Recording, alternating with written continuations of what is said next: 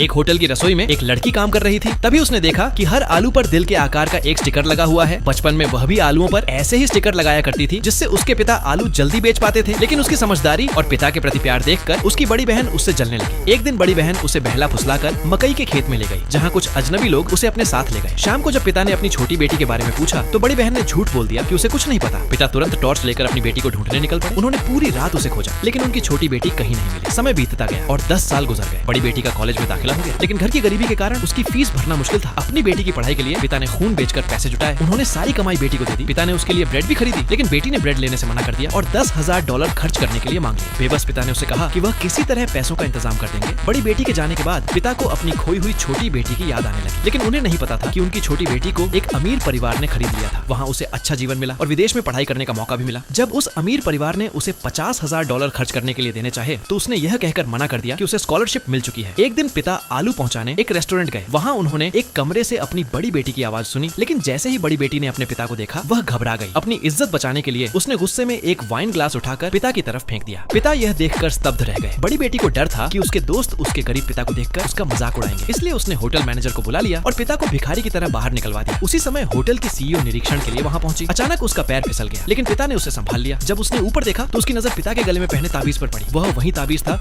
जो उसकी माँ ने मरने से पहले छोड़ा था। यह देखते ही उसकी आंखों में आंसू आ गए। Subscribe for next part.